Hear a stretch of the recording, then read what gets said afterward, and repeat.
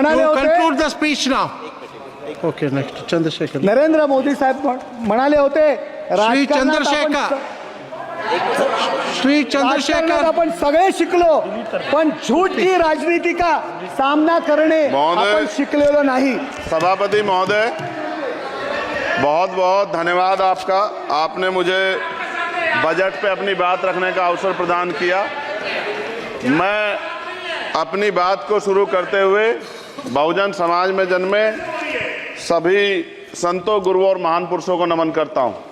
साथ साथ मैं भारत की महान जनता का भी धन्यवाद करता हूं कि उन्होंने लोकतंत्र की रक्षा इस बार की है। सभापति महोदय, पिछले 10 सालों में सरकार की नीतियों के कारण गरीब और गरीब हुआ और अमीर हुआ है, यानी गरीबों और अमीरों के बीच फासला बढ़ गया है। सारे देश की संपत्ति को चंद अमीरों के हाथ में दे दिया गया है। ये हमारे संविधान की मंशा और समतावादी समाज के लक्ष्य के खिलाफ है। अतः हमारी नीतियां गरीबों के पक्ष में भी होनी चाहिए। जातिगत जनगणना, SC, ST, OBC यानी कि जो बहुजन समाज के लिए आज जीवन मरण का प्रश्न है, इसके बारे में कोई बात बजट में नहीं की गई है। इसके बाद जनसंख्या के अनुपात में बहुजन समाज को सभी क्षेत्रों में हिस्सेदारी मिलनी चाहिए, तभी बाबा साहब अम्बेडकर का जो सपना है समतामूलक समाज का, वो पूरा होगा। महोदय, एक ऐसा विकसित भारत है जिसमें आज भी सफाई कर्मचारी को पक्की नौकरी नहीं मिल रही है और उसको गटर में उतरने के लिए मजबूर किया जा रहा है। उनके लिए कोई अलग से बजट नहीं है। बजट बन सकता है अगर सरकार चाहे। SC, ST को जो सब प्लान मिलता था, SPC का जो पैसा मिलता था, वो बजट से हटा दिया गया है। साथ साथ देश के स्तर पर आशा, आंगनबाड़ी, भोजन माता, ग्राम सेवक, PRD जवान, होमगार्डों के मानदेय में बढ़ोतरी नहीं हुई है। ऐसा कुछ भी नहीं दिख रहा है कि उनके जीवन में खुशहाली आ जाए। इनका मानदेय बढ़ना चाहिए। विधवा, वृद्धा, विकलांग पेंशन प्रत्येक महीने 500 रुपए से बढ़ाकर 5000 रुपए की जानी चाहिए, क्योंकि महंगाई बढ़ रही है। देश में प्रधानमंत्री जन कल्याण योजना के तहत SC, ST, OBC और मुस्लिम को कितने घर दिए गए, इसका कोई आंकड़ा सरकार के पास नहीं है। देश में इसी तरह SC, ST, OBC के लिए कितने परिवारों को शौचालय की व्यवस्था कराई गई। आज भी सिद्धार्थनगर जैसे जिले और तमाम जिले जो है, वहां शौचालय की व्यवस्था नहीं है। इस पे ध्यान देना चाहिए। देश भर में SC, ST, OBC के जो रिक्त पद पड़े हुए हैं, बैकलॉग भरना चाहिए। सरकार ने कुछ नहीं कहा। ये कैसी विश्व की 5वीं अर्थव्यवस्था है जिसमें आज भी SC, ST पे अत्याचार हो रहा है, महिलाओं के साथ रेप हत्या हो रही है। NCRB का डाटा पढ़ेंगे तो खून के आंसू रोने पड़ेंगे। युवा बेरोजगार है, सड़कों पे 80 करोड़ लोगों को 5 किलो राशन में जीवन यापन करना पड़ रहा है। जो बजट SC, ST को मिलता है, मेरे दाएं तरफ जो साथी बैठे उनको बुरा लगेगा, कर्नाटक में 14,732 करोड़ रुपए इन्होंने दूसरी योजना में लगा दिए और मध्य प्रदेश में आपने 95 करोड़ रुपए जो है दूसरे बजट में लगा दिए। हमारा जो मिलता है उसको तो मत छीनो भाई। MSP की लीगल गारंटी कोई बात नहीं हुई है। किसानों को जो 6,000 रुपए मिलते हैं उसको बढ़ा के 12,000 रुपए करना चाहिए और फसल बीमा जो है उसका सारा प्रीमियम सरकार भरे, किसानों पर बोझ ना लगे। रिजर्वेशन प्रमोशन में लागू नहीं किया गया, पुरानी पेंशन को बहाल नहीं किया गया, इस पर चर्चा नहीं हुई। देश में मनरेगा समय न्यूनतम मजदूरी की दर 700 रुपए होनी चाहिए। समान काम समान वेतन पॉलिसी लागू होनी चाहिए। जो रसोई की चिंता करते हुए 500 रुपए प्रति सिलेंडर से ज्यादा के दाम नहीं होने चाहिए, जो महिलाओं को राहत मिल सके। बिजली के दामों में भी कमी होनी चाहिए। बेरोजगार युवाओं को 5,000 रुपए भत्ता मिलना चाहिए, जो बेरोजगार युवा जो है अपनी पढ़ाई या अपना खर्चा उठा सके। मैं अपने क्षेत्र के विषय में महोदय आपसे कहना चाहता हूं कि पश्चिम यूपी में नगीना में एक एम्स बनना चाहिए, एक IIT बननी चाहिए, एक IIM बनना चाहिए। नगीना लोकसभा में उद्योग धंधे लगने चाहिए। नगीना की कताई मिल जो है उसको पुनः शुरू कराना चाहिए। RRTC जो योजना है सरकार की, उसको मेरठ से आगे बढ़ाकर मुजफ्फरनगर, सहारनपुर से नजीबाबाद, नगीना होते हुए उसको नगीना तक ले जाना चाहिए। साथ साथ नजीबाबाद से मुंबई के लिए एक ट्रेन चलनी चाहिए और नगीना, श्योरा, किरतपुर में रेलवे के ओवरब्रिज बनने चाहिए। सभापति महोदय, सामाजिक न्याय मंत्रालय को 13,000 करोड़ रुपए दिए गए और जनजाति कार्य मंत्रालय को 13,000 करोड़ रुपए दिए, कुल 26,000 करोड़ रुपए, जो कुल बजट 48.20 लाख का लगभग 0.54% है। जबकि हमारी संख्या 25% से ज्यादा SC, ST की और बहुजन समाज की मिलाओगे तो 85% से ज्यादा है।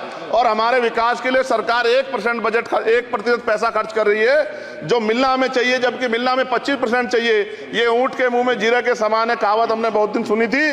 पिछले लंबे समय से हमारे साथ धोखा हो रहा है। लेकिन अब ये नहीं चलेगा। चंद लोगों की तराजू से देश के संसाधन नहीं बटेंगे।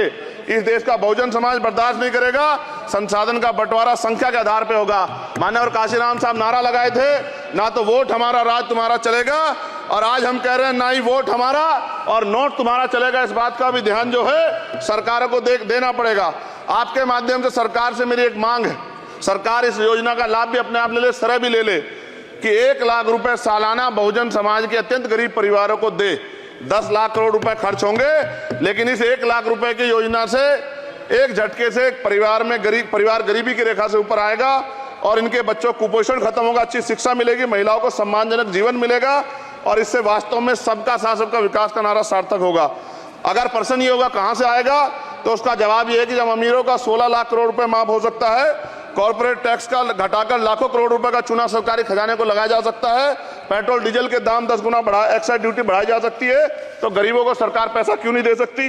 महोदय, समय आ गया है, अब निजी क्षेत्रों में आरक्षण की व्यवस्था होनी चाहिए। SC ST OBC को निजी क्षेत्रों में आरक्षण मिलना चाहिए। और मेरी आपसे ये भी मांग है, क्योंकि अब समय की मांग है और देश तेजी से आगे बढ़ रहा है, तो मैं कहूंगा कि सरकार का जो सबका साथ सबका विकास का नारा लगभग वो असत्य महसूस होता है, क्योंकि अल्पसंख्यकों में मुसलमानों, जैनों, सिखों, बुद्धिस्टों के लिए कुछ दिख नहीं रहा, उनकी कल्याण कोई योजना नहीं है। मदरसों को जो बजट मिलता था वो कम कर दिया गया है। आर्थिक तंगी से लोग मर रहे हैं। इंटर्नशिप की बात हुई है, परमानेंट रोजगार नहीं है। और दिल्ली में क्या हुआ बच्चों के साथ कल, उनकी सुरक्षा की जिम्मेदारी क्या है? वो आए तो बनने थे IAS IPS और बन क्या गए, लाशें बन के गए। यहाँ से कोई ध्यान नहीं दे रहा है, किसी की नजर नहीं है। साथ साथ मैं आपसे ये भी आग्रह करूंगा कि हम ग्रामीण क्षेत्रों से आए लोग देश से बड़ा प्रेम करते हैं और हम ये महसूस करते हैं कि सरकारें हमें सुनेंगी, सरकारें हमारे बारे में सोचेंगी। लेकिन ऐसा महसूस हो जाता है आज़ादी के 75 साल बाद, और जिसको अमृत काल कहा जा रहा है, आज भी SC ST OBC के लोगों पर अत्याचार हो रहा है। अभी 2 दिन पहले गोली से उड़ा दिया गया गाजियाबाद में, और राजस्थान में गर्दन काट दी गई। ये घटनाएं देख कर डर लगता है, घर से निकलते हुए भी कि आने घर वापस लौटेंगे नहीं लौटेंगे। तो मेरा सरकार से आग्रह है, अगर आज़ादी के 75 साल बाद भी हमारी हत्या हो रही है, तो हमारी मां को भी दर्द हुआ होगा जब उसने हमें पैदा किया हो। हमारी बहनों को भी हमारे खोने का दर्द होता होगा। कैसी कानून व्यवस्था है आपकी, सब कुछ है आपके पास, फिर भी जो है महिलाओं पर रेप नहीं रोक पा रहे हो, हत्याएं नहीं रोक पा रहे हो, गरीबों, दलितों, पिछड़ों, किसानों, मजदूरों की जान नहीं बचा पा रहे हो। किसान सुसाइड कर रहा है, नौजवान सुसाइड कर रहा है, और बड़ी बड़ी बातें होती हैं, इधर भी अच्छे लोग हैं, इधर भी अच्छे लोग हैं, लेकिन अच्छाई तब होगी जब जमीन पे भी कुछ काम दिखाई देगा। और जमीन पे महोदय कोई काम दिखाई नहीं दे रहा है। जब कोई योजना की बात आती है तो सरकार हमसे मुंह मोड़ लेती है। आप बताइए, एजुकेशन का बजट कम कर दिया, हेल्थ का बजट कम कर दिया। मैं अपने क्षेत्र में गया तो आप विश्वास कीजिए, डॉक्टर नहीं है, स्कूल में मास्टर नहीं है, और कोई भर्ती ऐसी नहीं जिसका पेपर लीक नहीं होता है। तो देश किस तरफ जा रहा है और इसमें नौजवानों का भविष्य क्या है, इसके बारे में हमें चिंता करनी चाहिए। और अंत में अपनी बात को खत्म करते हुए मेरा आपसे आग्रह और आपके माध्यम सरकार से आग्रह है कि यहाँ बाहर बाबा साहब अम्बेडकर की मूर्ति लगी हुई थी एक, वो करोड़ों लोगों की आस्था से जुड़ा विषय है, और आप विश्वास करो इतना गुस्सा है उसको लेके।